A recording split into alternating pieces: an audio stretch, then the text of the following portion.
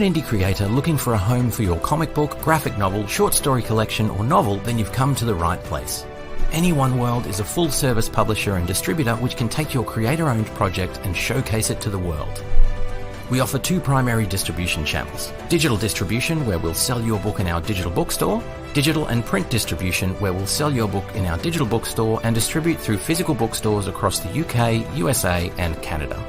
In addition to distribution, Any One World can also work with you to publish your book. We'll publish your book digitally, helping you source artists, edit, format, and publish your book in digital format. Digital and print. We'll publish your book digitally and produce and distribute print copies of your work. Digital, print, and merch. We'll publish digital and print copies of your book and then work with you to design or distribute products and add-ons such as t-shirts, posters, and more. On top of all of this, we can offer additional paid services where required, specifically cover design, editing, and formatting. Unlike many traditional publishers, Any One World gives indie creators maximum control and flexibility over publishing and distribution. So if you're looking to partner with us to distribute existing books or publish something new, read carefully through the information below and fill out a submission form.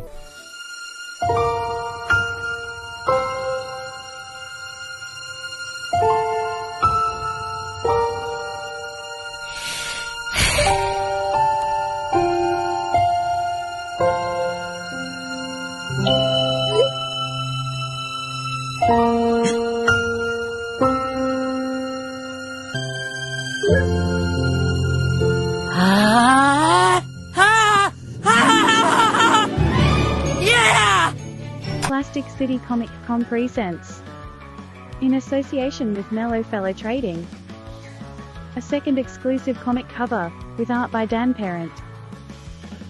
Inspired by famous beach beauty Kristen Brinkley, it's the beautiful Betty Cooper, in Archie Comics Betty and Veronica Summer Spectacular. This exclusive cover is available only at Plastic City Comic Con.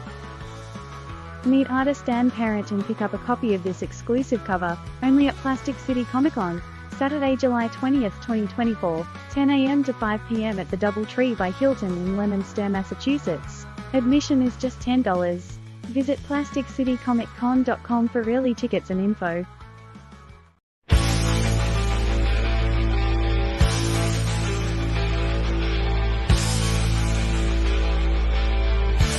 Good night for a title change.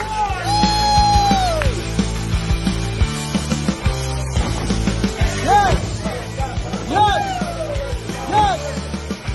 Yes! Whoa!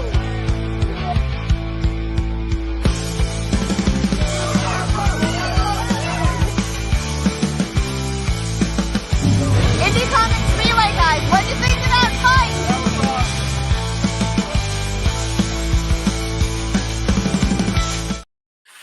Hey, everybody. Welcome to another episode of Indie Comics Relay. I'm your host, Keith Gleason, creator of the Mighty Mascots and promoter for the Plastic City Comic Con. With me always is Johnny C., creator of Sartana, Surrounded by Death, Johnny, and The Pond. For who, John? my good cousin Roger Morocco. Johnny Morocco. You got me by surprise on this one. You're like, I thought we were about to go live, and then you snuck in the wrestling promo at the beginning. I was like, "Oh shit! I have a few more minutes." You threw me completely off. Oh, I should have warned you guys about that. It's all good. It's all good. And our third co-host, Harry G., graphic artist extraordinaire. Yeah, that video was put together by Amy over the weekend, and I was like, yeah, we'll play it on the beginning stuff, and tell everybody where we were Friday, Yeah, we had a real great time over at Lucky Pro Wrestling in our backyard. What'd you say, Harry? Right in our backyard over here. Yeah, exactly. Literally Right in Leominster, and 5 minutes away. They do a good job with the indie wrestling over there, I gotta admit.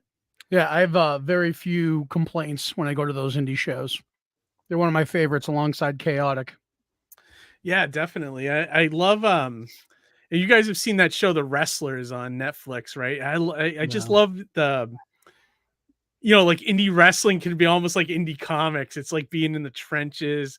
Everyone's trying to become big time, It's like sort of the same thing with anything, anything indie, I think. Yeah, their own gimmick and everything. Yeah, everyone's trying to. I in that regard, I have to hand it to wrestlers more because being in Well, indie physically. comics, it hurts the wallet. Being in indie wrestling, it hurts the body. Yeah. You know what I mean? And Yeah, and basically. here's the thing, right?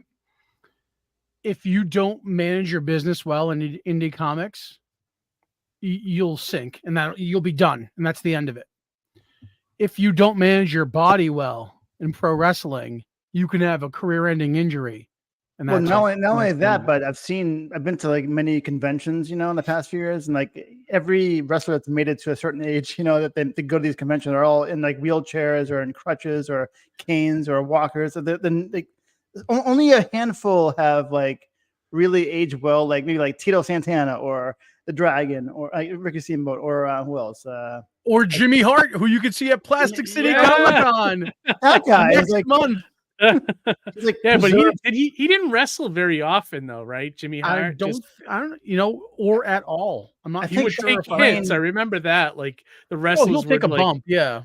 They would think- take his megaphone and smash him over the head with it. And Right. things like that, He'll take a hit that I way, think like the a most bump that bumps- way. But The most bumps was taken by, I think, the Brain. I think Bobby Heenan. That guy Yeah, took more really? bumps than anybody. Yeah. yeah. He was like they would throw his wrestler right into him a bunch of times, and they would all fall out of the ring, or out of the ring or into a steel cage or something. It was always stuff like that. But yeah, I'm excited for Jimmy Hart to be at the show. I think it's gonna be fantastic. Yeah. And yeah, I mean that's my era of wrestling. Anyways, I love the '80s stuff. Mine too. So, so My like, wheelhouse. I'm trying to get into the more modern stuff like the AEW and I think modern day wrestling is like modern day basketball. It's like so much more like fast paced, and pyrotechnics and like lights and like it's like more razzle dazzle. Yeah, back in the razzle-dazzle, '80s, it was more just the I love characters that yeah. kind of brought it through. the big difference between the two, I'd say, if you're going to hold them comparatively side by side, is that the '80s it was still closer to kayfabe, meaning wrestling was real. Right. And it wasn't until that expose on 2020 where John Stossel got punched on TV that it kind of broke open the whole, is this fake? Is it real? All that kind of stuff. So today's audiences, knowing that kayfabe is broken, as long as you subscribe to that, that's where kind of the enjoyment is. You know what I mean? Yeah. Versus back in the day where you just believed it. And in turn, back in the day, there's a lot less they had to do to get over, where nowadays they're doing like extraordinary things in the ring just to get over. You know what I mean? Some of those when we saw AEW live, some of the moves that people do now are unbelievable. Like I forget who the wrestler was, the guy that walks across the ropes. Oh, that could be Ray Phoenix, maybe. And he like kind of walks like tight ropes, walks across the ropes and then flips onto the guy. Didn't the Undertaker do that too at one point? That for a big man, like, that was pretty impressive, back in the day. Yeah, like, Undertaker did do a rope walk, but what he would do is he would walk the rope midway, and then he would kind of like do like a strike as you jump down, Mm-hmm. Whereas nowadays there's these luchadors who will literally run half the rope ring and then do a flip. And it's just insane to watch. You know what I mean? Yeah. If anybody wants to really just like get lost for 5 minutes, look up a luchador in Mexico called Hechicero. It's like Heichero. Okay. And you prepare for your jaw to hit the floor. Okay. The guy is just amazing. All right, wow, But you know what? I think we talked way too much about wrestling. Let's talk about comics. Yeah. Yeah, no, I was gonna say my transition was gonna be we know wrestling is a performance, so like tonight we're gonna be talking kind of about performances. That's true. Yeah, our good friend Brian Cook, who hasn't been on the show in a while. Maybe it's been like a couple of years, maybe at this point. I don't know. I don't remember. It was 2 years ago. Yeah, I saw the. Like Brian. To remind everybody, Brian Cook is with Blast Beat Industries. I think is his handle on Twitter. But he used to be part of a show called Comic Ship that was run by Ryan Winn. It was kind of like a Tonight Show for indie comic books. Really fun show. I wish it never ended. I thought they were doing a great job. They had some fun segments, and they had a really nice tight schedule, which we're always trying to aim for, but we never kind of hit the mark. But we're gonna try. We're gonna try trying to get more into a more quicker, tighter show, schedule, tighter show. Especially when we start doing weekly shows. I want to kind of stop going beyond 2 hours and get back down to our original 90 minutes or less. You know, we have to play within the limits of this generation's attention span. So we have to pivot to that. Yes. Well, if we do that, Johnny, the show will be under a minute. I know, right? I think hey, everybody, see you later. Goodbye. Yeah. Well, there was actually a Family Guy episode that Peter Griffin had a talk show or something, and it was like, yeah, the talk show that like lasted like 2 seconds. Because they capture. It's like, hey, everybody, and good night. Like, well, you could see it happening in real time. And, when they went from like short 5-minute YouTube videos now to like it has to be under a minute on the reels and the shorts, and it's just like, oh, it's crazy. Well, there's like, no point to watching live talk shows anymore. You just catch it the next day or a week later. Well, the highlights, yeah, right. So yeah, no one wants to watch the full shows anymore. I don't blame them. Right. You need a wrap it up button. Yeah, exactly. Comment. But so our guest Brian, who's used to, I think he was a comic vendor, or he used to sell comics and baseball cards and stuff. I don't know if he's still doing that, but he's pivoted over to doing stand-up comedy, which I did myself for about 3 years, going back about 10 years ago.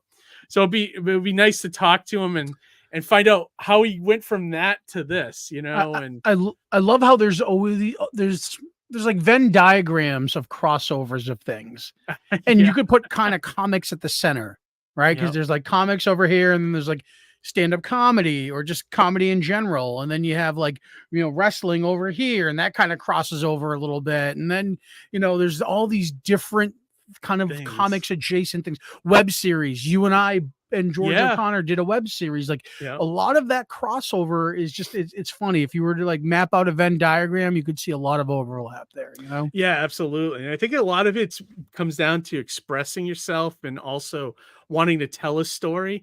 Because I know, well, let's get into it when Brian's in here. So without further ado, let me bring in tonight's guest, Mr. Brian Cook from Blast Beat. Hey, Brian. Hey, there you go. There he is. What's going on? And you didn't choke out like I did. No, I did not. I am here on location at iVape ATX on Guadalupe Street here in Austin. And if you look out the window out here, we're across the street from the University of Texas. Here's management. They're all stressed out. If you can see all the vaping and smoking products you have come when you're in Central Austin, but they've been hosting events here, and they hosted a comedy showcase I performed at last night, and they were gracious enough to host me here on location so that I can head back into the trenches downtown after this. And we're going to take a walk out here to the back deck. Welcome to this neighborhood is literally called West Campus. Those are expensive dorm rooms in the back. But that's awesome. But before we get to my dark origin, tonight is Kill Tony night.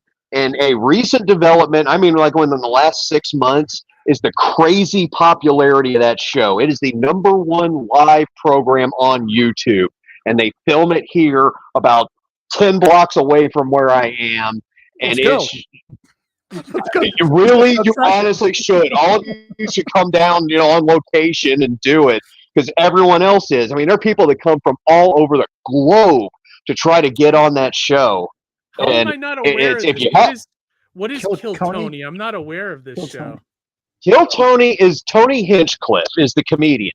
And his big claim to fame is he was one of the writers on the Comedy Central roasts. So, like, when Kim Kardashian or whoever gets up there, they don't write that stuff themselves. The comedians like him, right? And he started doing his own show. And what it is you get up there and you do 1 minute of stand-up uninterrupted, and then you do a 5-minute interview, and usually he has a celebrity guest with him. And it's kind of like the Gong Show meets American Idol. That there's some people who kind of gotten popular and launched their careers. And then there's some people that I know several in town locally. They got on there, they embarrassed themselves, and it's like, oh, this ruined my life. So that's part of the thing. Oh yeah, like if it goes bad, it goes horrible. You know. Wow. It's, Okay, I'll have to check like, that show out. I never heard of check that out. And the guy I recommend, two of them from around town I recommend are Cam Patterson, got big off Kill Tony, and Casey Rocket did. So that would be a good sample of whether this is for you or not. Okay, yeah, I'll definitely check it out. Before we get into our interview with you, I just want to zip through the chat here real quick. Yes, I'm trying to get set up here. I'm being an ADD case. There we go. Here we go. Get settled. Get comfortable. My wife in the chat. We got Tortuga with us. Hail chat. What's up, Tortuga? Thanks for joining us. Let's see who else we got here. Scary Good. Pride Person Earth Intersex Wrestling. Sure. Are you sure? Don't know what that means, but yes. Yes. What's this? Amy said, I haven't seen many indie comics guys sandpaper their faces. That must have been when we were talking about the Ricky Steamboat thing. Ricky Steamboat. Yep. He's notoriously had his A&E biography. Ricky Steamboat notoriously had his face sandpapered by Harley Race backstage to keep kayfabe. Oh, nice. Mm-hmm. That's right. You were talking about that. Was really fascinating. I got to watch that soon. Oh, it was really, really good. Oh, we lost Johnny here. Scary Good. No. We need a wrap it up button. Yeah. Yeah, maybe we should get a wrap it up button. That might actually help us keep on schedule. I don't know. Johnny will be back, I'm sure. Here, there he is. Hey, there he is. Be careful when switching between tabs. Yeah, exactly. Amy's Birdhouse says Austin is hopping. Yeah, definitely. Very much so. There'll be more of that to come in a few minutes. Dave from Sillyville with us tonight. Awesome. How's it going, Dave? Good to see you, Dave. He said Steamboat way more jacked than I remember. Yeah, definitely. Super jacked. Yeah, I was watching a Steamboat versus Jimmy Snuka match that like this last night. They were both like, bodybuilder guys, and they did like a pose off or a bodybuilding championship together, and they fought each other, and they were a tag team at one point. Oh, that's awesome. Yeah. Anyway. Scary Good said that was a YouTube emoji. Sorry. Oh yeah, I don't know. So something's up with StreamYard. I don't think the emojis come through Scary Good. So I think eventually it might work. I mean, I've heard other channels having problems with it too, but maybe it probably shows through on the actual YouTube, but not on StreamYard. I don't know. Something with the software, I guess. But yeah, so all right, so we got through all the chats going on right now. So yeah, so Brian, last time we saw you were a comic vendor, right? Are you still doing that? The good memory on you. You basically got everything right. And it's so creepy to the date. See, I remember the date like my AA date. So yes, we started years and years ago as an online pop culture seller, I guess, because there was all kinds of those records, and DVDs, and posters, and all kinds of stuff. And that's how I met everyone. And then the pandemic happens. And I spend 2.5, 3 years in a 1-bedroom apartment by myself. And I don't think that did me any favors, because that's why we were so big into the show. That's what I did during the lockdowns was the show, Yeah, I remember that. So, I love the comic ship. I wish you guys kept doing it. I know Ryan kind of went off and. There was some stuff. I stay comedy, artwork, music, all that. I'm a big believer in van talk stays in the van, and any of that stuff. First off, I wasn't involved in it. I don't have a side on it. I barely know what happened. So that's not my concern. My concern is we did a good show together. We still all talk. We hopefully someday. Basically what happened is Ryan, he's got a job now. He's like a graphic designer at a skate company, something like that. And turns out John wasn't he doing something with not Stephen King, but John Carpenter, right?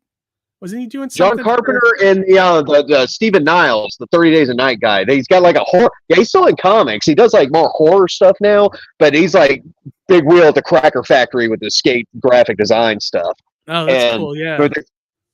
but there's good news for John too, as it turns out that he's career, family, art, fulfilled life. We all wish we had that. But his son is like teenage superstar at basketball. He like led Oh, really? all the schools at Houston in scoring. He's got colleges recruiting him. So it's like that was a new development. No one saw that coming. Yeah, and seriously. I've been becoming a comedy superstar, but not by accident. It's 7 nights a week, and we'll get into more detail later. But it's the show didn't stop for bad ratings, or we started fighting, or we got canceled. It was just kind of other opportunities came up. But no, we are all thinking about it, and one day we'll get it together. Oh, nice. There's something to be said about the synergy you have with people that you can do a show with. Like I think Keith, Harry and I, we all have this great synergy together, and it's something magical when you can kind of find the right formula, so to speak. You can't just plug in the next person in something like the way they do on ESPN, the Sports Center. Just here's another weirdo reading scores. Like this doesn't work that way. Yeah. Even like when it comes to like a writer and an artist on creating a book, it's like you need that symbiotic relationship, almost like Eddie Brock and Venom.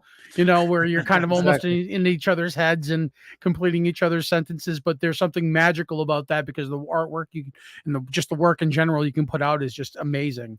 It's almost otherworldly. It's funny you mentioned that because I call myself, and there's millions of us around the country, we're the post-pandemic comedians. We didn't start, this had never been an option in my life until the lockdowns ended in June 2020. And so, I'm coming up on 2 full years. It was June 2020, 2022. That was 2 8/20s. That June when the lockdowns ended, that's when we started stand-up. We hadn't looked back. So we're entering the 3rd full year, and there's a lot of people who followed that plan that they've only really been doing it 2 or 3 years, and watch out, And so what does that have to do with comic books? That there's a couple of styles I see. One of them, let's call it the Marvel way. It's like what you were talking about, that you got a team of people that one guy's the writer, one guy knows computer graphics, one guy's the cameraman, and they work together and they do their online stuff and they support each other in stand-up, and they got their little crew. And it's kind of like how Marvel and DC are. But then there's a lot of people who like R.I.P. Ed Piskor, he was one of those guys, Jim Rugg, Dave Sim, Frank Miller in the back half of his career, that's like, I just do everything myself. There's very few other people involved in this besides me. It takes longer, but this is my vision. And there's a lot of comedians like that, and they don't have an agent, they don't have a manager, they don't have a big team of people. It's just, I can answer an Instagram post, whatever. And I don't know. I think I'm somewhere. You remember Faust? You remember Tim Mitchell? I think I'm that kind of comedian. That's where I am. There's less chance for you to have to compromise your vision when you're doing it all independently and yourself and your calling shots. You know what I mean? And you don't want to censor your voice either. What you want to say is what you want to put out there, and that's all part of your creative vision. And you just hope that people interpret your art accordingly, the way you intended them to. We had, I say we like I know him, but y'all know who Shane Gillis is? Yes. Yeah. Yes. He's another guy that he moved here during the pandemic, and he was already popular before then, but supernova now. And he hosted Saturday Night Live earlier this year. And there was not a real controversy, it was internet nerd controversy of, he has a sponsorship with Bud Light, and Bud Light's just trying to cover up for the you-know-what last year. And you're a sellout, you're this or that. And does any of that affect his jokes? I think those are two separate things. Well, I mean, he was canceled for a short time, right? And yes, I forgot. Yeah, he told a racist joke. Right, and now he's got a show on Netflix. He hosted Saturday Night Live. The show on Netflix reminds me of when TV was edgier. Back when in Living Color, from Married with Children, shows that I grew up with that I loved. You know what I mean? And here's the thing: is that while those shows may have not necessarily been politically correct, they were never overtly mean. There wasn't hate there. It was just funny, and maybe they stereotyped or did whatever, but it was never malicious in that way. It's funny. Ace Ventura was on last night. on cable. Okay. And I'm like, wow, like that movie, the way it ends and the twist in that movie could really offend people nowadays by some standards. So I was really shocked to see it just being rebroadcast. I was like, oh, that's my great. God. I'm glad. I love they're the showing rhinoceros scene when he gets born, you know, or the rhino. But oh my God, that's like my favorite scene. That's part two, That's whenever- part two. it's a Yeah. part- Yeah. Whenever it gets hot in the office or at work, you know, I'm like, that's how I describe it. Like walking out on a hot day, you know, I'm like, oh my God, it's like climbing out of the rhino butt right now. It's like it's how hot it is. Jim Carrey at his craziest. Yeah, for real. I also replay.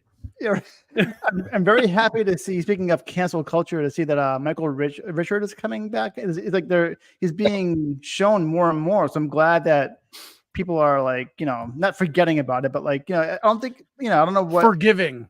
They're forgiving about forgiving, it. But also like you know what? Let people be offended if they want. I mean, you got to go back to the way things were. Turn the channel if you don't like it, you know. Well, so in Michael Richards' particular case, though, I would say that I really don't agree with what he said.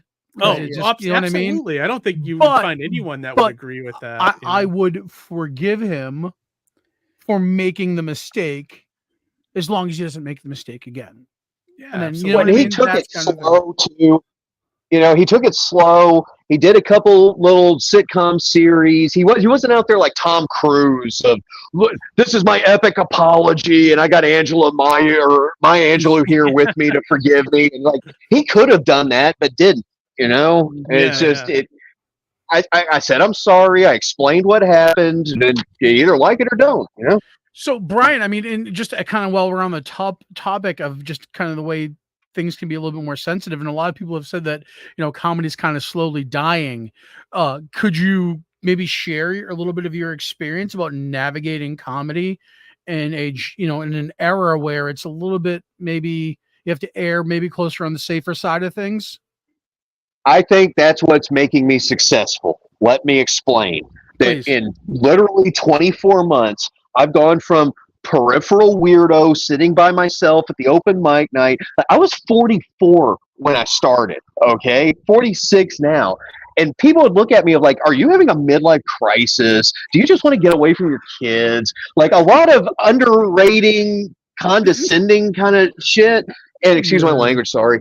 But you know, it's kind of it's cool being the underdog sometimes, because they don't know that like my style's modeled after Bill Hicks and Andrew Dice Clay and Sam Kinison and Tim Dillon and Joey Diaz and people like that. Of like, you talk about wrestling, I'm about to come off the top rope verbally, and so I shock a lot of people the first time they see me.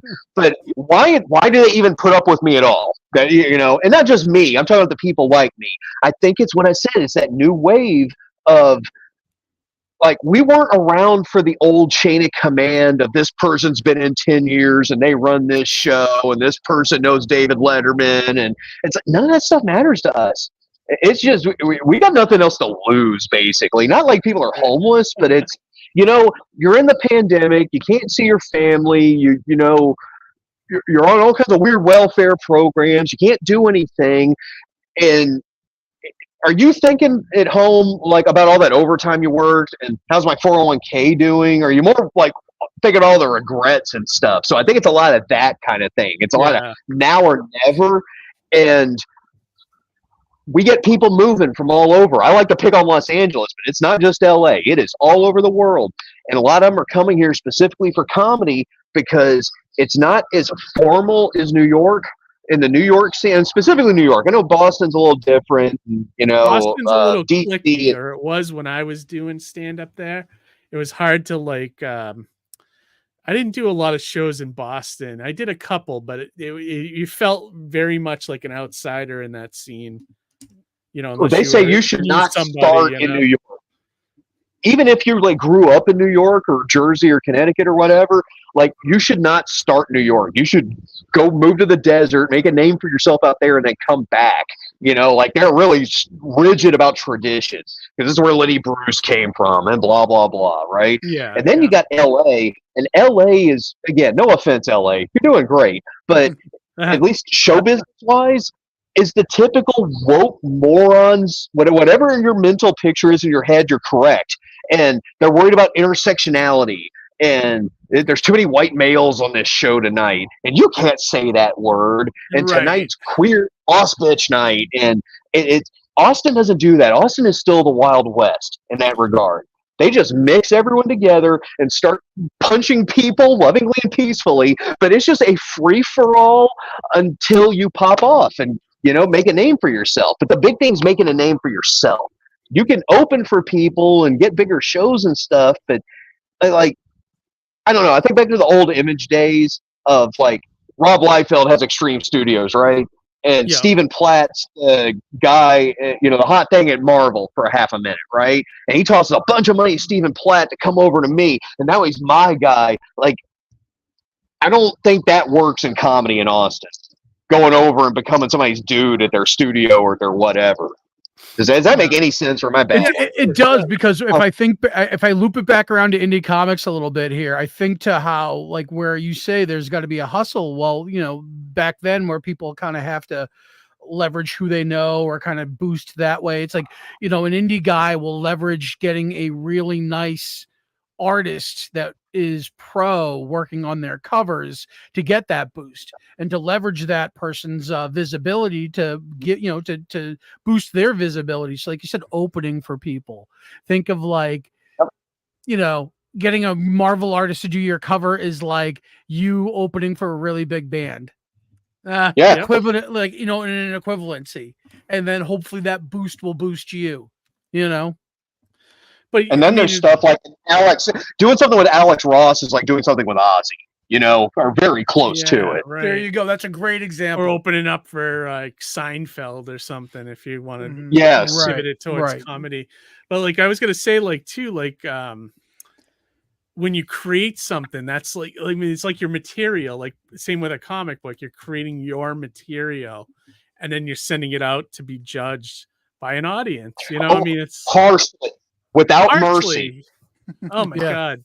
Yeah. I could. Our Kickstarter campaigns are the comedian's 1 hour special. So wait, you know what I mean? There's so equivalency. Absolutely. You know what I mean? There's what did I say at the beginning of the show? Venn diagram. So when you guys here are the crossovers that we're pointing out, basically, right?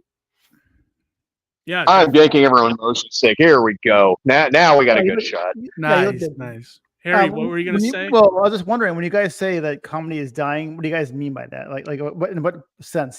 Me personally, what I was saying is comedy, live stand-up comedy, it's a new generation. It's a new ball game. You can't fake it. That's why all these 18, 19, 21-year-olds are out at these things, because they've lived a life where all their elections are fake and all their wars are fake and all their movies are fake and everything's fake and not this. This is someone getting up there and it's a live performance. I love what Jerry Seinfeld said about it. Okay, so the Pop-Tart movie, but I liked it. While he was, I didn't hate it, but I thought it was just strange. I thought it was a strange movie. I agree with you, actually. I agree with you, Brian. Yes.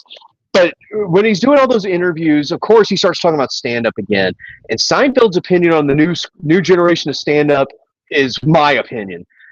Anyone can call themselves a comedian the way, I'm an inker, I'm a gymnast, or I'm the whatever.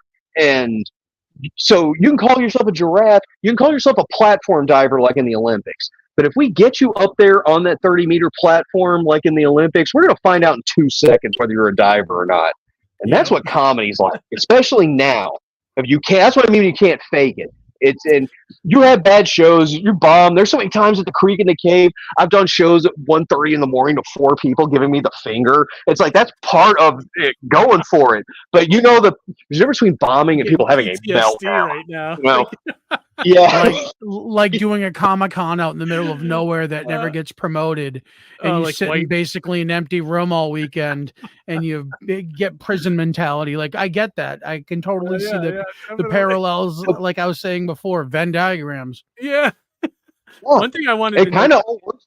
Did you have a desire to be a stand-up comic even when you going years? That's really. I was always the funny guy on the baseball team or the funny guy in my unit in the Army or that kind of thing. But how I learned to write jokes was that 18 months or whatever of doing the comic ship. Like that was putting the seed in the ground, and now the plant's coming out. And that plant is marijuana. Well, no, that's what it was with me too. Honestly, like I never had a desire to be a stand-up comic, and you know, I never thought about it, nothing. But I ended up having to be my you know, I was my brother's best man at his wedding, so I had to write the best man speech. And when I did it, I threw some jokes in, you know, and then I had to stand up and read it. It was like this, it was the scariest moment of my life, you know, because I'm not like a stage guy. So I read the speech, and people were laughing at the jokes, and I kept getting everybody coming up to me after saying that was really great speech and this and that, you know. And then I after that, I was like, I talked to a couple friends of mine, and I was like, you know what? I'm thinking about writing an act and going to perform stand-up. And it just so happened that these two guys were also thinking about doing it. So we kind of like, all right, here's a month from now, we're going to go find an open mic, and we're going to go up. We did it. And that was it. I was hooked for about 3 years doing it, you know. So you went as yourself, right? You didn't wear a paper bag over your head as the unknown comic. No, I didn't do that. But my first time was a disaster. I was up there with I don't know if you did this, Brian, but I had all my jokes on cue cards. So I brought them all up, and I'm like reading them, and the cue cards are falling everywhere, and it's embarrassing. I'm like sitting there like, hang on, and I'm going to grab them off the ground. Like it was so bad, but it was really fun. I mean, I did really well the first time. Second time I bombed spectacularly though, you know, so it got the dose of reality. So I just finished 2 full years. From the first 12 months, I think there's 2, maybe 3 jokes from that first year I still do. And even in the second 12 months, it's really the most recent 6 months is 90% of that thing. So it's kind of like the gym, or if you're a baseball player going to the batting cage, or, you know, if you're an artist filling up your sketchbook of like, you need to be living it to some degree. I mean, don't live out of your car and eat a can of carrots for dinner and do all that crazy stuff, but like be disciplined about it and be serious about it, because it pays off. You know? Yeah, and no one else is going with that. For you.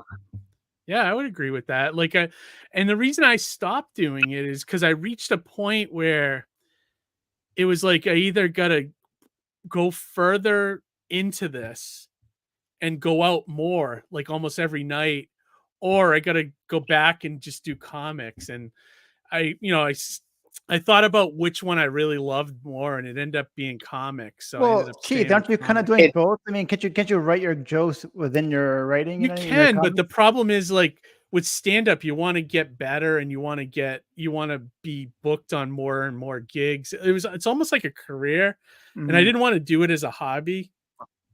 Like, so I'm like, I got to either put my full force into this or that, you know. So that's what it became. But the skills of stand-up comedy translate into a lot of other stuff in life. It's basically, if you have 5 good minutes in the hotel bar at the local Holiday Inn, gives you a round of applause, right?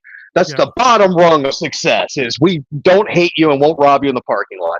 You've just proven to everyone that you can write your own material, you can produce your own show, and you can get on stage and not look like Pee Wee Herman.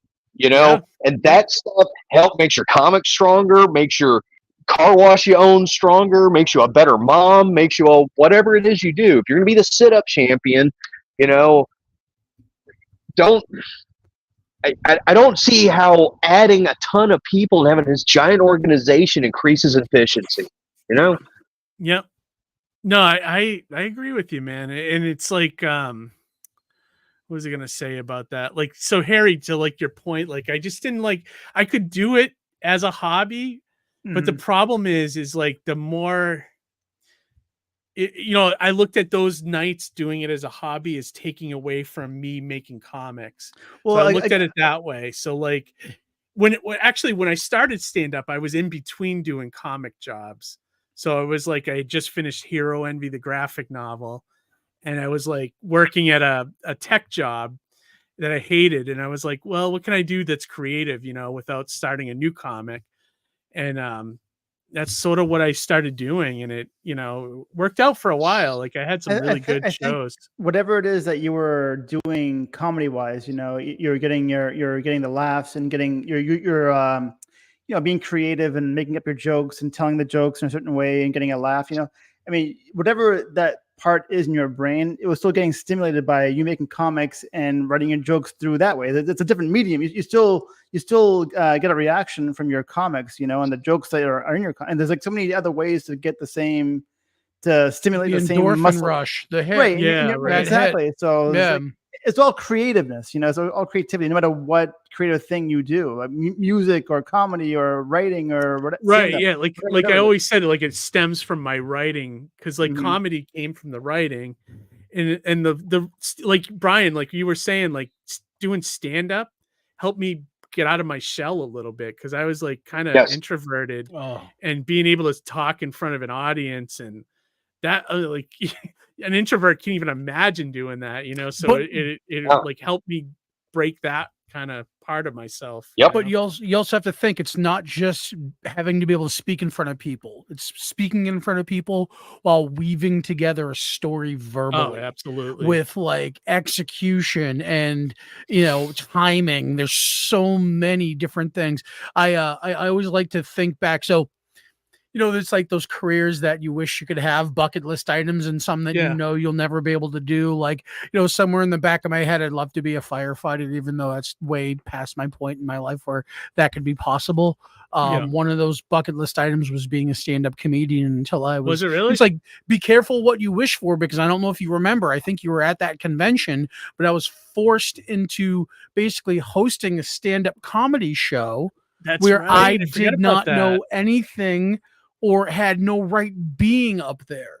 So it was like, how did that go, Johnny, by the way? I don't think I ever asked you. Like, oh, it was terrible for me. I mean, like, I had to come up with material on the fly. Yeah, that's bad. Like, I wasn't sure like if it would work. It was nothing I've ever done before. So I really got pushed out of my comfort zone. I'm glad I did it. And it gave me way more respect for stand-up comedians and the process and the things they go through, and it made me see behind the curtain a little bit. I saw how the sausage was made, so to speak. So I was in hindsight glad I was able to check off a bucket list item. No, I never want to do it again. Yes, I have way more appreciation for the skill set and for the talent, like Brian, going out there and doing that kind of thing.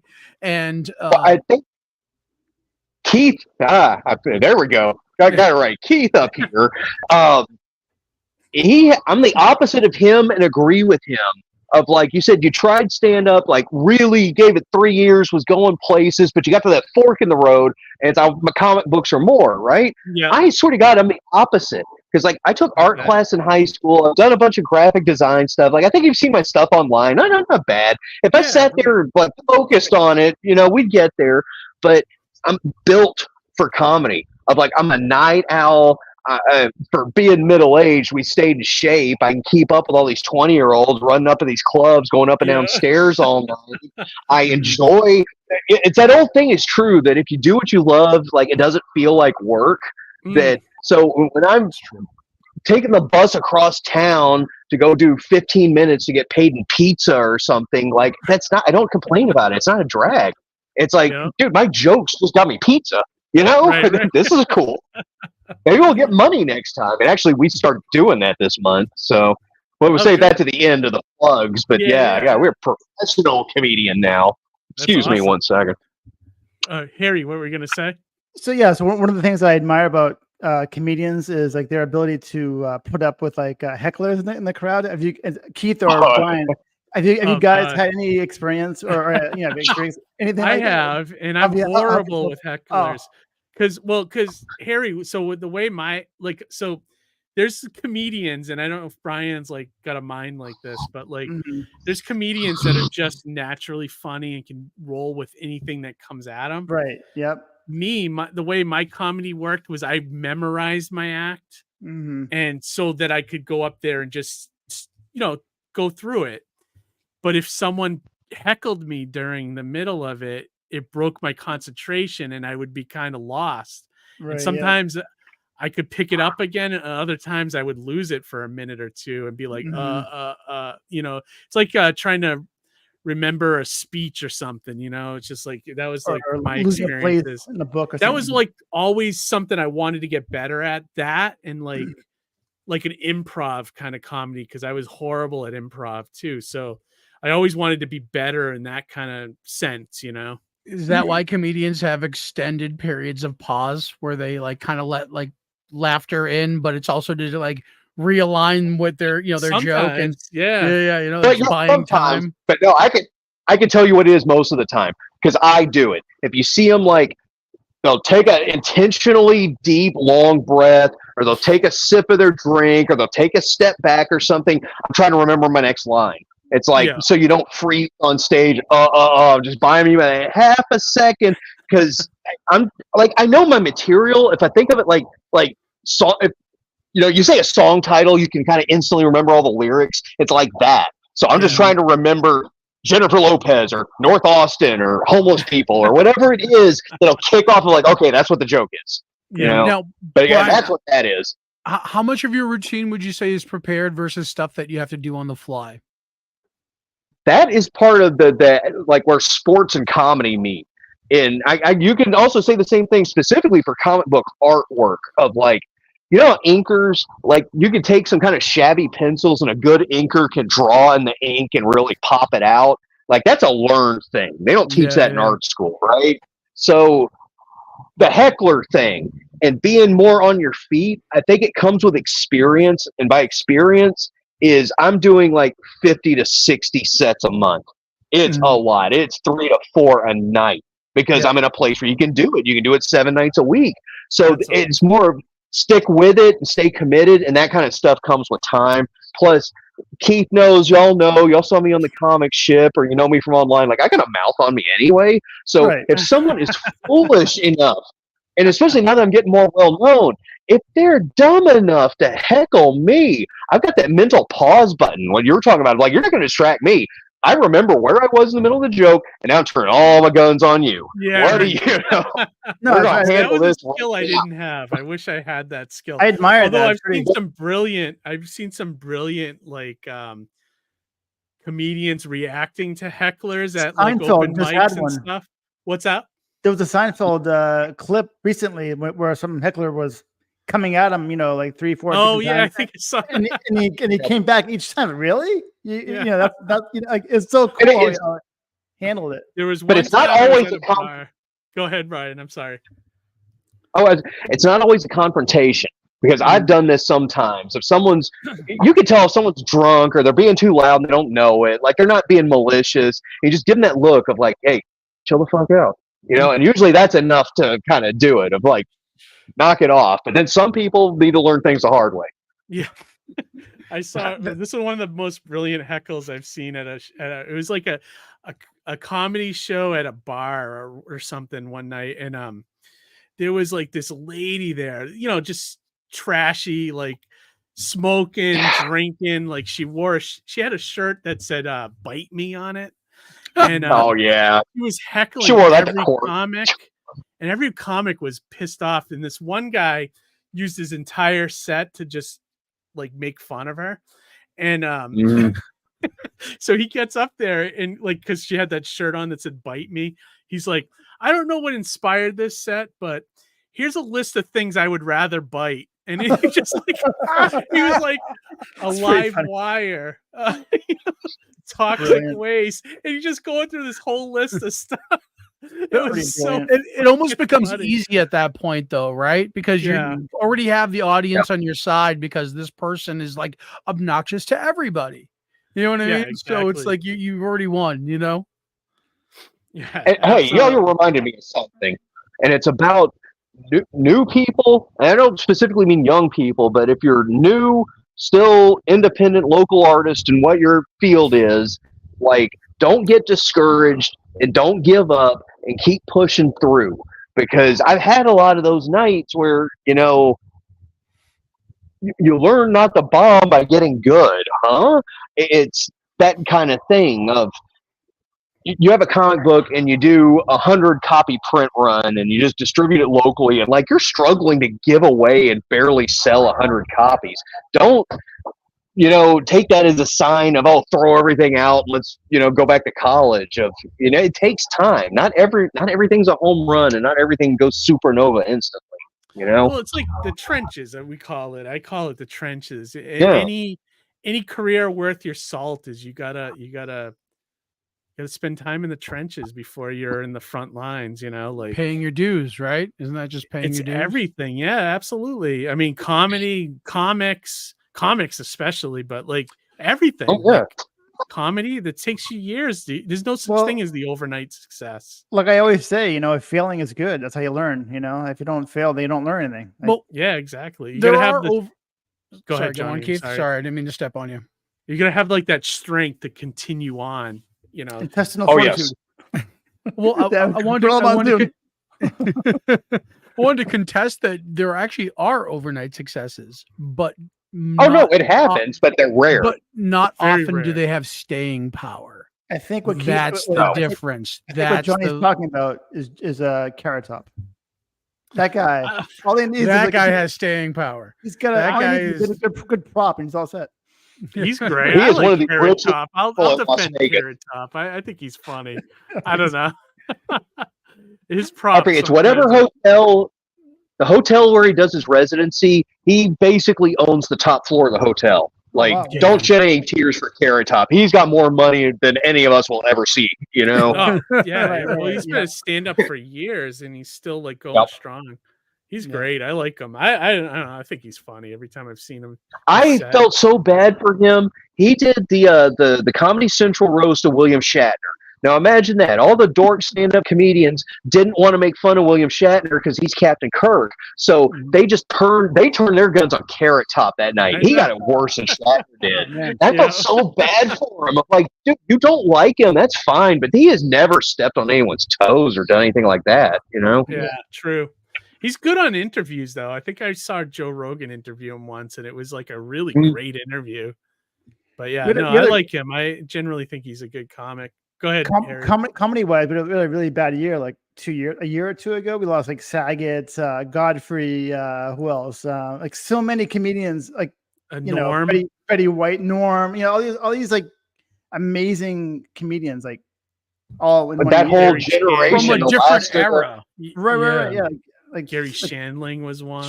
All those guys. Like pretty sad. Yeah. Well, what I mean by let me clarify. But what I mean by that generation is not necessarily World War II or the 50s, but like the 3-channel world. That Yeah. It's Guys kind of that a were lot big in of the 80s. Yep. And it's a show in the 70s that was risking getting canceled would have like 18 million viewers. Like that was considered failure back then. Right.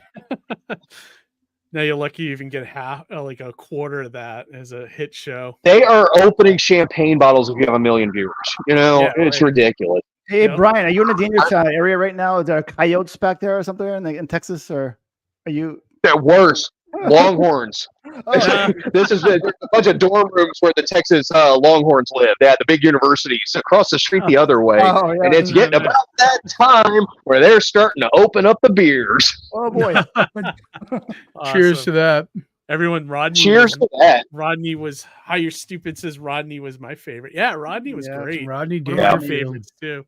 Classic. And Ben. And a guy like me, Rodney, he like waited, I think, until his kids had graduated high school, but he was another one. He was like, right?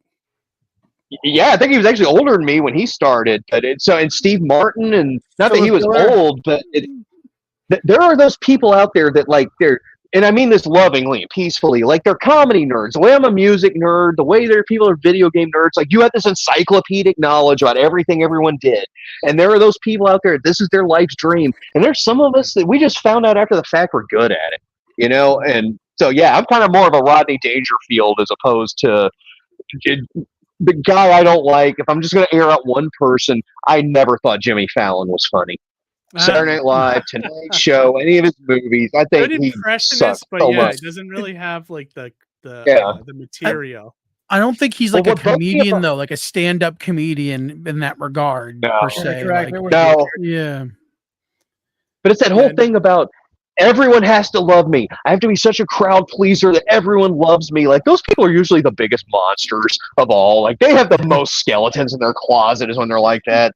He might be a performer, but I don't think he's a comedian in that regard. You know what I mean? I think he's got people who maybe help him along with that comedy in that sense. You know what I mean? I've always liked Don Rickles. I thought he was just Don awesome. Rickles is great. Yeah, like he could rattle off 10 different insults on any given topic. You know what I mean? Like, I always point to Dirty Work because he plays the manager at the movie theater. He just goes down the line and he just rattles off like 10 insults per person. And he gets to Artie Lang and he's just like, look at you. You're swelling up as I look at you. When he goes down, I'm not going to recite. Hello, ice cream. Hello, ice cream. Everyone, they're all over YouTube. They're all over YouTube. Check out the stories on like the old Tonight Show and things like that of when Don Rickles was in World War II. He was an absolute nightmare to his chief petty officer because he had started comedy already. I think he was like 21 or something when he got drafted. And he spent the entire time in the Philippines just tormenting everyone. Can I go back to New York and resume my career? Potatoes. Yeah. No, what job was he? He was like a one of the battleship gunners. Like, he saw combat. Oh, was he really? Wow. Yeah, and they said that they preferred the Japanese shot them to have to spend more time with him. You know. I remember for the longest time I was like, that guy's not a comedian, because remember he was the host. He was the co-host of That's Incredible. And I was like, oh yeah, I just knew him as a co-host. I had no idea he was a comedian. And it's like when I you didn't see that till years later, you know. It's like when you find out about Bob Saget, like you know him from Bob Full Saget, House. same way. You know him from the TV anchor on TV. But then like such a America's pretty comic, like he was right, like, America's Funniest Home Videos. Yeah. And then you find out his comedy style, and you're like, wait, what? Yeah. You want a unique style? Here's somebody. Bill Cosby. No, Ali Sadiq. That's my recommendation for everyone to check out. Because Ali Sadiq, he's from Houston. Okay. He was a yo boy on the corner when he was younger. He was in prison for a long time, and that's where he learned comedy, was in the joint. And he's like a storyteller guy, but part of his things, he tells these horrible stories about prison and life in the ghetto, and he never swears. And that's kind of one of his trademarks. You know, he talks about some raw stuff. A comedian that I like that doesn't swear either is Brian Regan. You know that guy? That guy's amazing because he like the way he like. It's not even his jokes. I mean, his jokes are funny, but his mannerisms and the way his body moves and it's like. See him live, and it's totally his mannerisms. I went to a comedy, actually a Hampton Beach casino. I'd seen him in just comedy several times, but at the Hampton Beach casino up here in New Hampshire. He was doing his set for the night, and he's like doing like these jokes. I've heard some of them before, but then in the audience, people would scream out like, "Do the eye doctor joke," and they were screaming out past jokes. And he's like, "Oh, all right, I'll do that one." Okay, kind of weird, and he does it, and then somebody else yells out another joke. Do this joke, like, "Oh, I wasn't prepared for that one." Oh, sure, I'll do it. And then the rest of the night, you threw away his like list, his joke list, and like just took ripped. Yeah, it's so awesome. Like, because everyone loved him so much, and they knew his work. That he just took, did requests. Patton Oswalt once told a story like that. I forget where it was. But he came out. Everyone was so in love with him, gave him this huge standing ovation, and they started screaming stuff at him. And they started screaming like Brooklyn Nine-Nine, Ratatouille. Community. Oh, they were just screaming his resume back at him. He was out there for like an hour and got 10 minutes of material in just because everyone's just so happy to see him. It's like, it'd be awesome to get to that point. Yeah, right. The weird Batman clips. If you see those Batman skits, I love his me monster bit. Me. I guess the comic book version of that, because I still follow him online. Todd McFarlane, everywhere he goes, gets shouted, Spider-Man! Spider-Man! He's still considered the #1 Spider-Man artist. Great. And there's supposed to be a Spawn Spider-Man book finally coming out, like some graphic novel or something. Oh, really? Oh, wow. Interesting. That's what I heard it was just like a one. It's not an ongoing series, Right, just like a one shot, like the Batman Spawn thing. Hey, Can we have him draw Spider-Man for the first time in 30 years? Can we? Yeah, right. I Harry, don't what hear were you any. gonna I don't say? hear any sirens over there, Brian. What's the temperature like over there in Texas? It's still pretty sweaty. Yeah, you look I pretty warm. think it's like 85 or so, Oh, and that's nice. Arctic around here. Oh yeah, It's it's like 60 right now here. 110. If you had the heat index, it's like the surface temperature today was 100, and it was like 110 with the heat index. Yeah, it's. Are we sure we all want to move to Austin? Yeah, I was gonna say, you look pretty warm over there. How close are you to what's his face's comedy club? Joe Rogan. Joe Rogan. That's the big crowd I was telling y'all about earlier. That they literally do Kill Tony inside the Comedy Mothership. Oh, and that's where Joe Rogan's club is? That's the name of it. Okay. It is in between the Iron Cactus and Shakespeare's in the middle of 6th Street. It's the old Ritz. The Ritz sign is still on it. And it's the new podcast studio for the Joe Rogan Experience, and it's the club. And the club has, I think, 3 stages and a bar in it. So it's got multiple rooms. Yeah. But it's the #1 comedy show or comedy club in the United States. There are people who take the vacation and come here. And he talked about how he designed it specifically to be for the like a perfect room for comics, like just the way the height of the stage and the acoustics, everything. Like I remember him talking about it with a comedian on his podcast, and I was like, that club sounds 100% awesome. True. Now, do they do open mic nights there, or is it strictly they do headline acts? That's what. Okay. No. So Kill Tony is the #1 live podcast on YouTube, and the #1 or the #2 comedy show, I think, something like that. It millions of viewers each week, and that one is the big crowd. You sign up for it. There's between 250 and 300 people sign up, and maybe 5, 6, 7 get picked. So the odds are stacked against you, but it's like being able to walk on to Saturday Night Live or The Tonight Show or something. It's a big. All by raffle, or is it how is it? All by raffle. How do they pick? Oh wow, no kidding. Yeah, no, they take them in the office, and it's all bucket pulls. Because no shit. Some of the old clubs, and again, not to blame everything on pre-pandemic, whatever, but there used to be a lot of funny business of I'm gonna put all my friends on the list and that kind of stuff, and they really want to get away from that, and so they have opportunities for the local people, but it's basically 16 people on a good day. When they do the open mic, there'll be hundreds of people sign up, and they have 16 spots. Wow. And so you'll get picked one day, and then 2 months go by, you don't get picked. You're signing up all the time, and then later on, because it's a career maker. Because you talk about the headlining acts and the big stage, that's Roseanne Barr, Tim Dillon, Joey Diaz, Tom Segura, Tony Hinchcliffe. I mean, most of those people live in Austin. There's a strong rumor that Theo Vaughn is moving here. Because he has been here something like 28 out of the last 35 days. It's like he's clearly house hunting, Yeah. And who's that other one? The one that is it the one that had the movie there with his big act as he takes off his shirt? Oh, Bert Kreischer. Bert Kreischer. Yeah, he must be a Texas guy. He's a Florida guy, but he might as well be Texas. He's there all the time. I know he's always on Joe Rogan.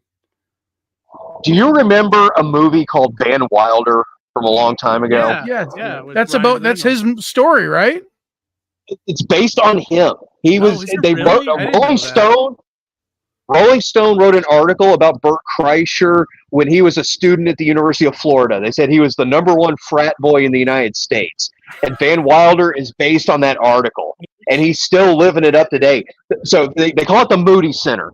It's where UT plays basketball. It's an 18,000-seat arena. He sold it out 2 weeks ago. Oh shit! 18,000 tickets. Hopefully they didn't base Rise of Taj on Bert Kreischer's. Wasn't that the shitty sequel they made? Oh yeah, the Rise of Taj, Taj or whatever. So, I didn't do that. That's really funny. Like that makes a lot of sense now, knowing his stories and stuff. I saw the movie he made, The Machine. It was pretty funny. Yeah, it was. pretty I funny. haven't seen that yet. It's not bad. It's a little long, but it's pretty funny. I think one a newer stand-up that I really like is that Sebastian Maniscalco. Oh, I that think guy, he's really funny. Seinfeld loves him. He's like the closest to his kind of comedy. Well, he reminds me of Pretty Brian good actor, Regan. too. The way that- he delivers a joke is half the laugh, you know. He's like if Jerry Seinfeld and Tony Danza made it or something. Like there's like he's like Kinda, very, but very he reminds me a lot of Brian Yeah, but Regan, though, Danza- the way Oh yeah, the way he tells a no joke. It's like, no swears, no bad language or anything. Like yeah, just, no, not really. And Yeah. and his joke about putting up, have this joke about company is really funny, about how your parents used to, we got company coming over. Did you ever hear that joke where he talks I about don't know that? if I It's heard really that one. funny. He was in Seinfeld's movie too. Like a lot of Seinfeld's buddies were in that movie. But Seinfeld, like he's a very he's like he puts a lot of emphasis on the words that are chosen for every joke. He's like an aficionado of Yes. jokes. How much time do you how important are words in your jokes that you craft when you craft your jokes? That goes back to style, and you got to know yourself, what you want to communicate, how you can get it out, all that kind of thing. And so It's a for me, being a communication writer thing. first, Yeah. but I'm coming from being a writer first and then performing my own material. So words are critical to me. But there are people out there. The guy Casey Rocket I talked about earlier, Adam Sandler's the classic example of people who are naturally funny, and they just get on stage and, ooh, I'm Mr. Crazy Pickle Arm, and everyone loves it. So is he wrong for doing that? No. Right. Nobody owns comedy, Yeah, it's whatever you find funny too, like it's not like it's very subjective, Or do you think to yourself like, oh, that word is funny, but is it gonna be a funnier word I can put in that in place of that that would make the joke? Is that something that the happens? freestyle improv thing we talked about earlier that comes with being experienced and having more stage time, that it's like the jokes rarely come out the same way twice. Like I'm changing them day to day and tweaking them, and I don't like the way that came out, and switching the sentences. It's a nonstop process. It's never, this is in stone, it's carved, that's it. No. Yeah, and it was always like I always had jokes that they weren't quite there, and I would try to tweak them every week, and I still could. Some of them I got better, but some of them got worse, and I could not crack them sometimes. That's like when I used to love to write with other comedians and see if they could help you crack jokes and things There's like a whole that, science too. Like if you listen to like Seinfeld talk about joke writing, whatever. It's like nah, that word right there is what makes a joke. That word, like he always points out to like a specific word that this is the whole it's point. true to a point, definitely. I think and it's like also like trying to do the callback stuff if you have a joke that has a callback and I don't know. It is definitely a science, and like I know there's people that take stand-up classes. I never did that. I just learned by I would watch tons of comics and just watch how they would craft jokes and That's how pretty they would funny. do their stage Stand-up presence. class, it's pretty. I don't know. Like, Well, it's. I know somebody who teaches a stand-up class here in Austin. His name's Ty Winn, THAINGUYEN. Really good comedian, and it's not some grifter thing. I'm ripping off these idiots. It's. I think it was Keith said it earlier. He's had students that I'm trying to write material because you want to start with 5 pages. 1 page is 1 minute, so get 5 pages, either 1,000 little jokes, one big one, whatever. And the guy turns to Ty and he's like, I've never kind of examined my own life like this. I just feel like I'm watching TV and watching someone else do it. And so there's experiences and information in those classes that's useful. See, that's the thing. I think in many ways, like kind of like art, you can teach somebody how to draw something, or how to draw in general, but you can't teach somebody how to be creative, like that. That's the part of it. Yeah. The experience so, part, the natural stuff it comes gives naturally. you the skills of like standing on stage, how to craft jokes. But if you don't have whatever what it is, makes things funny, you can't. Right. It won't work for you. It's you like know? Data on Star Trek, trying to find out. Yeah, absolutely. That's a great comparison, actually. Well, Or let me quote or like AI trying to figure out comedy. Like Right. it's just you either know it or you don't. Yeah. But I love what Todd McFarlane said. Can you tell I'm a huge fan of his? That when it comes to those people who are like technically perfect and everything's photorealistic, they can draw the most accurate garbage can of all time. But do you want to buy a comic book about a garbage can? Or do you want one about Spawn or Spider-Man? So not everything has to be technically perfect and super intricate. It can be dumb. There's room for dumb. Mm-hmm. Yeah, absolutely. Thank goodness. Yeah, I love Todd That McFarlane, too. I wouldn't survive at all. Yeah, garbage cans are Harry's bread and butter. No, I mean, thank goodness for the dumbness part of it. Otherwise, I can thrive in that, And I do think that's going away a little bit, but it seemed like for a while there, it's, you had to express your opinions about the Ukraine, man. And it's like, we don't have a bunch of qualifiers for it. I just want to make jokes about throw up or something, Well, but that's the thing. That's why I always crafted my act around stuff that wasn't like topical. Like I always did like stuff from my own life, or a lot of my jokes were about being fat, basically. And then I also did a lot of, I did a material about, weight loss, and I have a bit about flying cars and things like that. And, but it's like always, it was always stuff that come from within. I had a story about shitting my pants at Walmart. Well, we've all been there. We've all been there. But then you look at it like a style of humor. You look at a style of humor like Kevin Smith, where a lot of it's just like dick jokes. You know what I mean? Yeah. And I mean, there maybe is a little bit of a message there, but it's like so thinly veiled that the majority of it's just like absurdity and dick jokes and whatever. Also, you know what I mean? and the fart joke will always be in style. It'll never go away. Yeah, definitely. But that's why I said people are allowed to like what they like. Because for all the complaints that like Kevin Smith is immature and he tells tasteless jokes and blah, blah, blah. Well, there's just as many people that cannot stand Dennis Miller or Bill Maher or someone who just blah, blah, blah. You like what you like. And it doesn't mean someone sucks or they're good or what. Like good and bad and like it and don't like it are different things. Some people, I think, confuse style with good and bad. Yeah. That's, you know what I mean? In that regard. And self-deprecating humor worked a lot for me because I was like, I did a lot of self-deprecating stuff, and I find people love to laugh at that stuff, because it's like, it makes it safe for them to kind of make fun of somebody without really making fun of somebody. It gives them permission. Because if you disarm yourself first, if you disarm the audience to yourself first, that opens it up for everybody. It's like, all right, we already got me out of the way. Now y'all in trouble. You know what I mean? Like that kind of thing, Yep. I agree. The magic word around here everyone uses is relatable. That you want to be relatable. And I think that applies to anyone who creates anything no one wants to read the comic book about the guy who complains about his Ferrari dealer.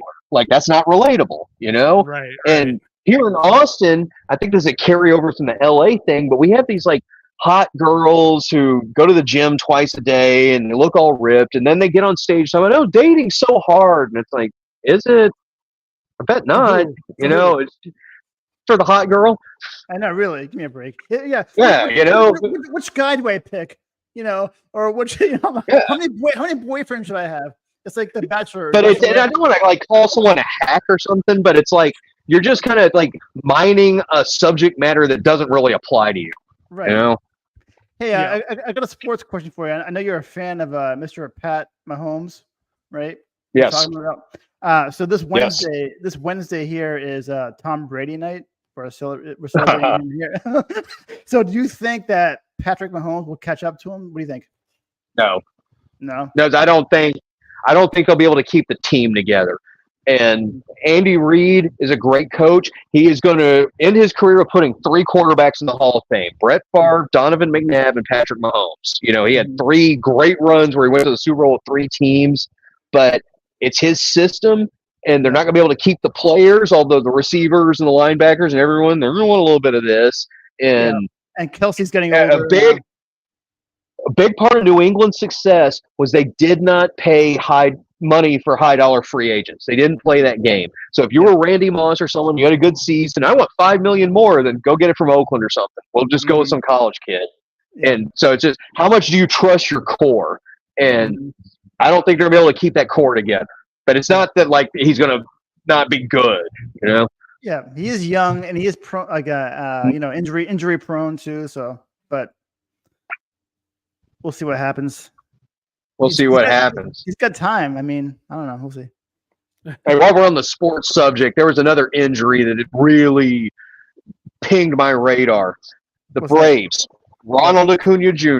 is his name. He's a 40-40 guy, 40 home runs, 40 stolen bases in the same season. He went down with his second ACL tear. That's a sentence a human shouldn't say, and I just had my second ACL tear. So is it time to sell his rookie cards because of his second ACL tear? Opposite leg or same leg? Which? It's the same leg. Oh, Jesus. You know, it's oh yeah. And I know your Astros are in third place. Yep. Are you following them at all? I'm typical. This is like I don't know anything you guys are talking about. I'm like, that's a sports fan. I'm zoning out. I'm like, my eyes are glossing over. I have no idea what you guys are talking about. It's a thing if you ever come to Austin that people watch too many movies and too much TV and they think, you know, we just hang out at the coffee shop and play hacky sack all day. And yes, there's people like that. But most people here are just sports jocks who watch the ESPN all day. And you're going to have these conversations in like the hotel lobby. Hey, how about them Cowboys? That kind of stuff. So it's going to come up. It happens in Dunkin' Donuts in New England too. So it's the same everywhere. I'm sure they have interesting opinions about the Red Sox. They're using all kinds of language to describe it. Well, to circle back around to comics, I actually had something that I spoke about with somebody today that it kind of applies to what we were talking about. And I wanted to propose that to everybody and get their opinion on it. Now, Brian, you talked about being a comedian and having to revise your routine, right? You go back, you circle back around. Now, that's a differentiator with comics because typically when we publish a book, it's done. It's concrete. That's it.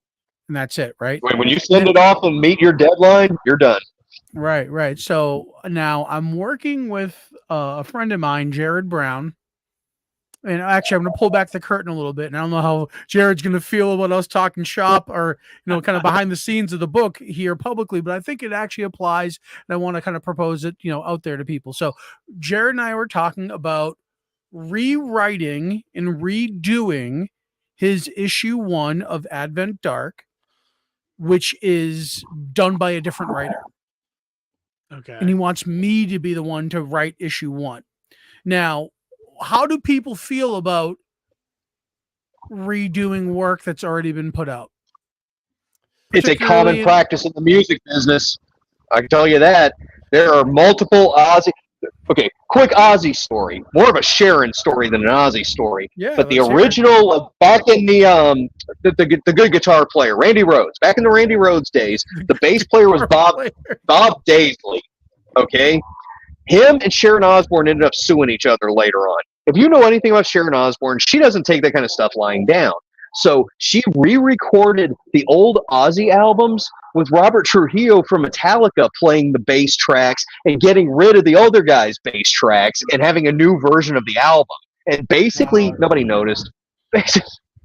You know, the nerds on the internet did, but everyone else is, oh, hey, this sounds good. So, like, I wouldn't be worried about it. I wouldn't be worried about, and this is for anyone who does anything creative, because some dork is sitting on Reddit gossiping about people. That shouldn't bother you at all. You know, you're part of the scene, they're part of the scenery. So no, if y'all want to redo it and take another whack at it, I think there's something to be said for that, of going back on an old song, an old joke, an old story, and it's like, hey, let's take another shot at this. I mean, one story I like to point to that's kind of adjacent to what you just said, Brian, was the band Cracker re-recorded their album to avoid their old label retaining rights and getting money, where they were locked into a really shitty contract. So they basically just re-recorded the album, almost slightly different, and then just put it out again. No kidding. Yep. Like Taylor Swift did the same thing. Oh, there you go. Taylor Swift. There you go. Yeah, if you remember last year, the whole thing with the record company, she just re-recorded everything, and now there's new versions. Yeah, there you go. My opinion on that, Johnny, I would say it's a situation depending on the situation. Like, so with Jared, where Jared is everything on the book basically except for the writer, I think that makes sense if he wants to redo it. But like, you know, like with me, like to give you an example, for Hero Envy, the miniseries, my first issue is done by one artist, and 2 and 3 are done by two different artists. Or no, with a different artist that did 2 and 3, I meant. And I've often, when I was doing that, I was like, should I have this guy just go back and redo number 1? And I didn't do it because there's a lot of money involved with that, you know, because I got to pay this guy, you know, $70-$100 a page just to go redo the entire issue that I already have in my hand, you know. That's an expensive overhaul. It's expensive, and unless you got the money to do it. So that's why I would say it depends on the book. Like with that situation, Jerry could literally just wipe out all the lettering and say, "Hey, Johnny, just rewrite the issue using the same artwork." And you know, the part of the topic was that I had mentioned to him that the latest issue that you just lettered might have been the best looking issue yet. And he jokingly said, well, it makes me want to go back and redo issue 1. And I just, playing devil's advocate, I go, well, why don't you? Why couldn't you? Why wouldn't you? What would stop you? And then that's kind of where that conversation sparked, and we talked about it, and, you know, back and forth. And, you know, it made me think about what Brian was saying about just being a comedian and revising your act and sharpening your skills and getting better. And then you look at George Lucas, really, and that was my defense to Jared, going, well, do you point to George Lucas redoing the special editions on Star Wars and saying that that's not right? Yeah, there's almost that's like all I want to say is, don't change just to change. The change should be an improvement. Some of the stuff in those Star Wars remixes was not an improvement. You know, like the big improvement. Far. Yeah. But look at the remastered versions of the original Star Trek series with Captain Kirk and Mr. Spock. They kept the same interiors, the same film, but it's the exteriors of the ships and the background. They digitally redid them. It looks fucking terrific. Excuse me, but it needed that. No, you're right. It does look killer. I've seen that, and it's beautiful. Almost like it loses a little bit of charm of that old style, but it's forgivable because it makes Trek look that much better. You know what I mean? Like, it makes it look like the new series, like, you know. Yes, agreed. Not right. To that point, I would say there's a point where you go too far, where you wreck everything because you've gone plaid. Because it's absolutely, yeah. Hey, okay, here's my hot take for the night.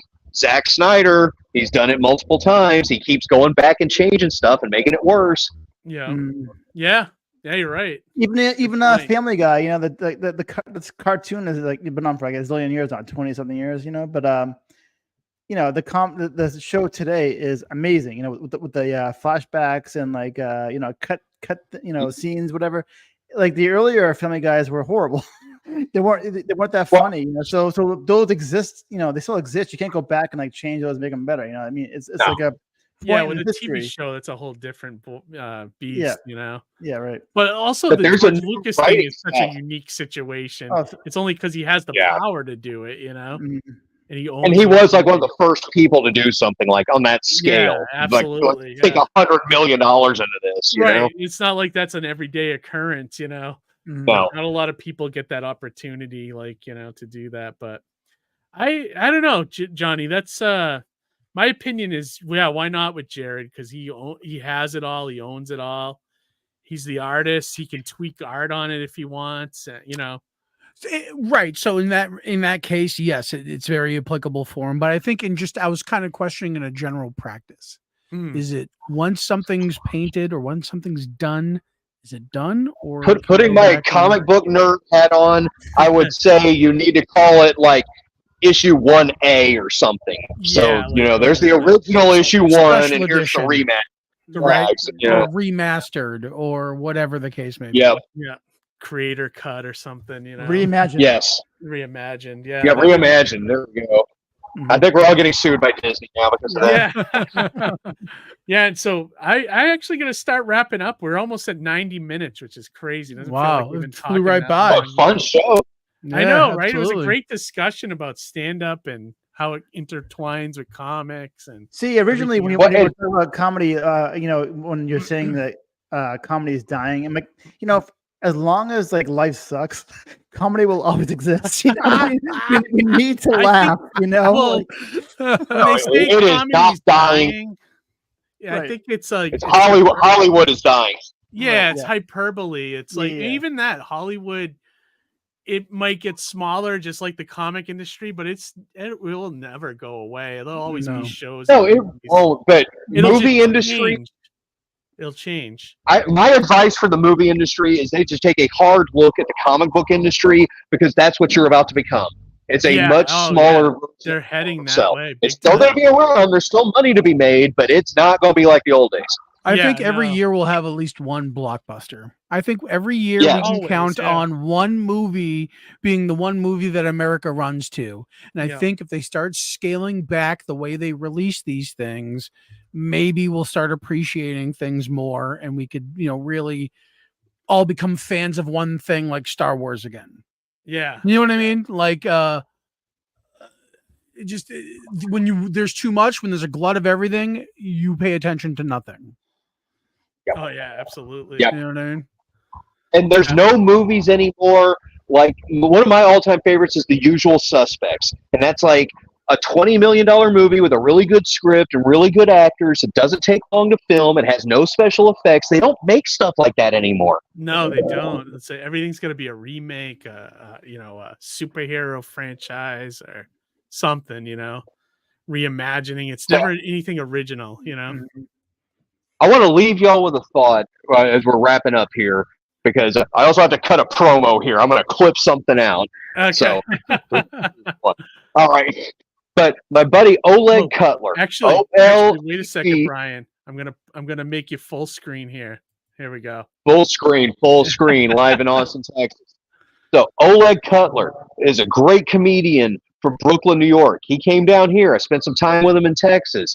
I will be going up there later this year. We are planning on going on the road, like not on tour like the Ozfest or something, but getting out of town, doing new places. Okay, so viewers out there, hosts, comic book readers, at next year's Plastic City Con, would y'all be interested in a comedy night at a local venue around town with some people who are willing to make it up there? That is, you have 364 days or whatever it is to think about it. But we'll talk again off the air. But I'm just wondering, I love that question. I have an answer to it. Is comedy dying? No. It's a whole new, it's the difference between the hair metal stuff of the 80s, which people still like to this day, but Poison and Cinderella and all those bands, and all of a sudden here comes Nirvana, and there's a new sheriff in town. We're at one of those moments in comedy of like, it's about to, a new wave of people's coming. There's my message to you. I like that. That's great. I actually, you know, I've had some experience with stand-up comedy in a Comic-Con setting. Like in the early days of Terrificon, I know the con promoter for years. When I was still doing stand-up comedy, I put together a comedy show to be done at the Comic-Con. Like it was during, almost instead of a panel, you have a comedy show, and it was all like, you know, clean comedy. Well, that's what got. And it was during the day. Which Everyone is has their Tonight Show stuff. Yeah. But that's what got me thinking about it. I see all those promo stuff and all your social media thing, and you're doing a great job on that. And I'm just looking at like, I know 3 people in New York and 3 people in Texas that would totally be willing to come up and do that just because we're adventurous. We do stuff like that. And we'll figure out the details later, but either at the show, somewhere else, wherever, in the parking lot, I'd get harassing people at the doors that walk in. What, you know, it's not bad. Roasting them as they come in.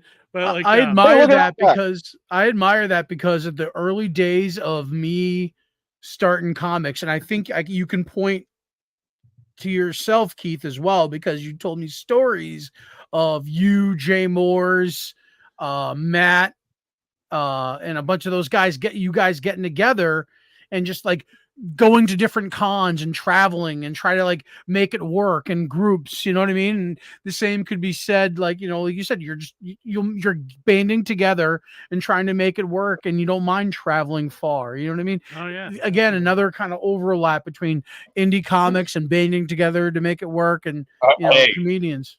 Okay, so I do have an addendum on that, because here's where y'all have some thinking to do. And this is a standing offer to all the old gang, let's say. I have for years wanted to do some kind of comic book event during South by Southwest. South by Southwest is the big, huge. It started as a music festival. It is just an everything festival. It's a job fair. It's a technology fair. It's a film festival. It's everything under the sun. We got to have a way to get you down here for that. So let's start thinking on that. I would love to come to that. If there's a place for comics there, I would love to go to that. Yeah, that sounds kind of. I mean, we got till for now on March to figure it out. Yeah, right. Amy said comedy event would be cool, especially if it is at the hotel again. Yeah, like I said, it was a fun event. The only thing that was kind of off for the couple of the comics I brought to the show was doing a show during the day. You know, most comics like to be at night and, you know, in the nightclub kind of setting. So being in the daytime at a 2:00 kind of show kind of threw them off a little bit, but we have a phrase, great, you know, we have a phrase for that in Austin. And it's called grow up. You know, if you've watched while we were doing the show, the sun did not go down here till 9:00 at night. So you're going to be doing stuff during the day. Yeah, you're going to get over that one. The set time is when the set time is. Yeah, right. Keith, does the hotel that Plastic City is going to be at, does it have a hotel bar? They have a restaurant, which probably has a bar at it. I'd have to go in there and take a look. You know? I wonder if you could do little comedy sets in that little hotel bar kind of thing. Yeah, you might be able to. I know they have like panel type rooms. I mean, we're not using them for panels this year. We're doing them more for like. I'm sure that hotel bar would like to sell some drinks. Just saying. Oh yeah, of course. Yeah, absolutely. And even if you couldn't get it there, I mean, there's plenty of bars that would probably within, you know, a mile of the place be open to doing it too. Yeah, one of the secrets kind of thing. Yeah, is I do a lot of shows at like the vape shop here today, at record stores, at people's houses, at all over the place. Like organizations, not just specifically a club or something, but people who host events, like they have an entertainment budget. They will toss you a couple $100. I mean, you can't be asking for crazy demands like you're Michael Jackson, but you know, they'll get you Burger King or something, you know? Oh, yeah. Don't know what the facts are about it. Yeah. Well, a lot of places love stuff like that, you know? So, like, yeah, if you can get something going, you know? Yeah, definitely. So it's an interesting idea that we can kind of flesh out and see where it goes, you know? But yeah, before we ran out of time, I'm glad we got to discuss that. Yeah, absolutely. And actually, I wanted to show your like a clip of your stand-up. Oh yeah, real quick while we're talking. You remember when Comedy Central and MTV used to be like this? That they'd like be interviewing somebody and they just throw a stand-up clip on. They need to bring that back. So we will right now. I love that show, Insomniac. That was a great MTV with David Tell. David Tell. That was a great so show. good. I love Great that. show. Yeah, so good. All right, so here we go, folks. Here's a clip. Fire it up. Brian. Now, Brian, when was this recorded? This was 2 Wednesdays ago at Abe's Smoke Shop on Airport Boulevard in beautiful crime-free Austin, Texas. All right, perfect. All right, so let's play it. I think everyone here, has anyone not been to the Lucky Duck? Anyone gone over there? Yeah. Oh, that's where we say the Book of Mormon. No, it's an interesting venue over there. How lucky was the duck? The DA didn't press charges. That's how lucky the duck was. He was looking at a long stretch of the claim.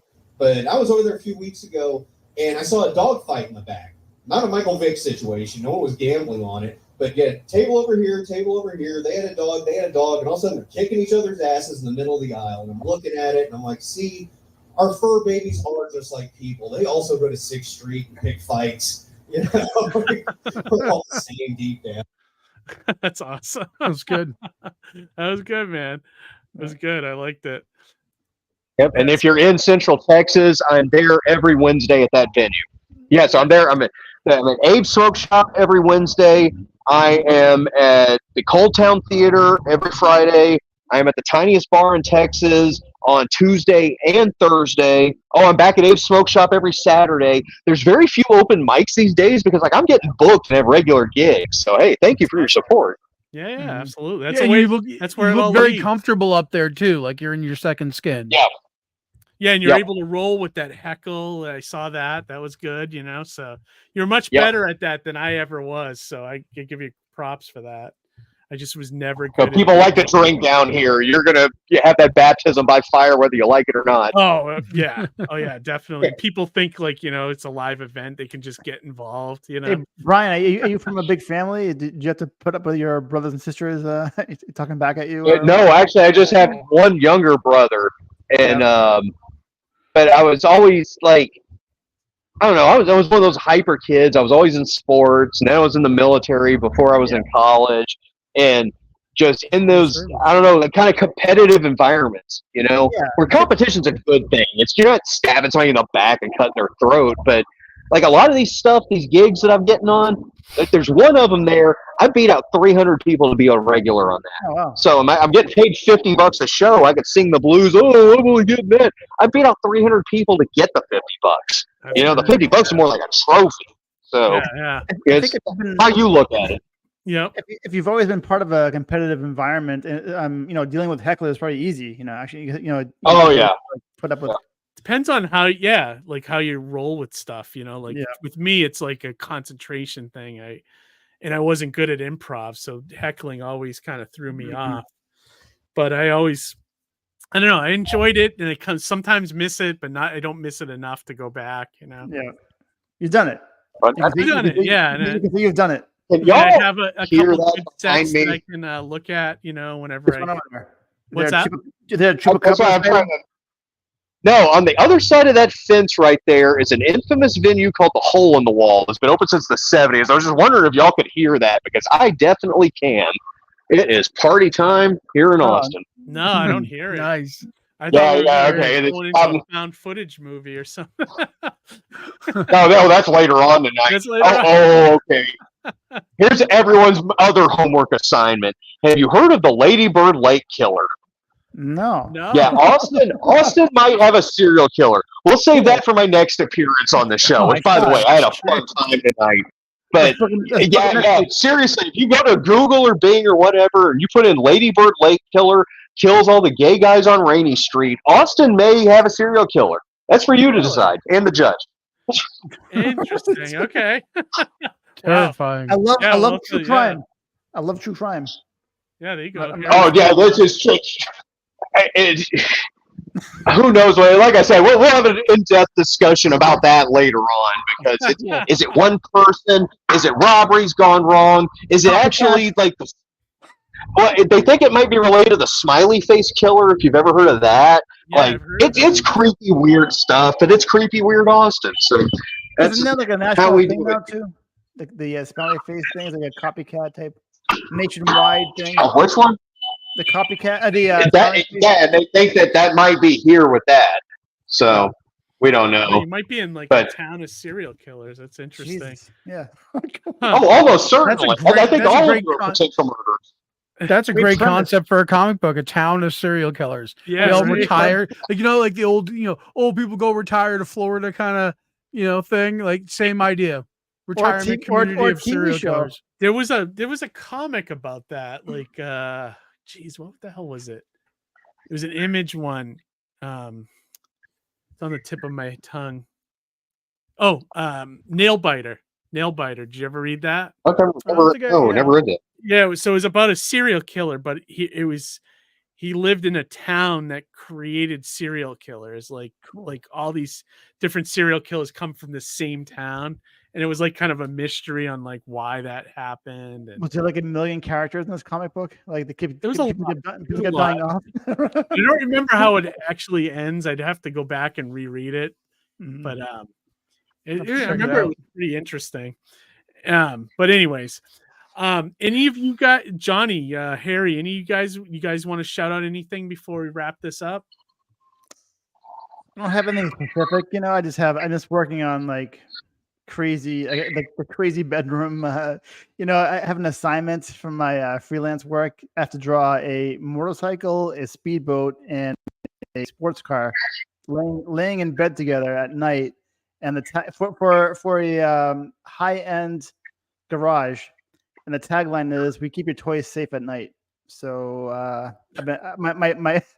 worked on it all Saturday, and I think my Harry, butt you're bone. going to create a new fetish. I think. Oh my god, maybe my butt bone is actually sore from sitting all day drawing it all day. Like, but it's almost done. Nice. That's Oh, awesome. Yeah. So if you guys are looking for graphic, you need logos or anything, Harry's available, on a part-time basis. So I can do logos. check that out. He's working on a pretty interesting one right now from how it sounds. Right. How about you, Johnny? Anything you want to shout out? Well, so I've been writing some Sartana. So I don't know if nice. that, Is this if that's the something that people want issue? to. Yeah, third-ish kind of thing. When things come together, we'll see how it goes. Because Okay. it might just come out as one big book. I don't know. We'll see. Nice. And then, but more importantly, what I wanted to do was take the time to thank Brian for coming on the show, talking about your craft, hanging out with us, man. It was real great chatting with you. We appreciate having you on. Yeah, It was a lot of fun. Yes, it takes. Okay, so let's go. It takes big cojones. Let's go back through the entire week. Let's do. You help me keep track. So Mondays, I'm at Little Woodrow's on South Park Meadows. Okay. Tuesdays and Thursdays is Tiny's Bar in Texas, East 5th Street. Wednesdays and Saturdays is Abe's Smoke Shop, Airport Boulevard. And then Sundays is here, our gracious host tonight, I Vape ATX here on Guadalupe across from UT every Sunday, 7 o'clock. 7 days a week you go out, huh? 7 days a week. Wow, man, that's amazing. Like I Staying busy, I used to man. go once That's a or hustle. twice a week. That's all I could take. Unbelievable, man. You got the drive, which is awesome. Yep. That's awesome, dude. Well, good luck, Brian. I hope you continue to get more paying gigs and get your name out there further. And one of these days, we'll see you with a Comedy Central special. Exactly. Awesome. Being asked never to come back, something like that. Right. All right. If anyone else, does anyone else have anything to say before we wrap this one up? No. No, thank you for watching. All right. Thanks There for you go. watching. And we'll be back next Monday. We have another episode of live with a couple of indie comic artists, and so we'll get back to comics basically next week. So Well, all we're right, on everybody. comics this week too. It was just a Yeah, we joke. did. We worked it in. A different form of comics or comic. Exactly. It was kind of nice to mix it up once in a while, So We were walking along the Venn diagram. yep, I like that. Yep. All right, That's guys, the everybody- intersectionality everyone was talking about. Yeah, right. All right, everybody, have a great week. We'll talk to you later. You too. And most importantly, read some comics. Good night, everybody. Audio.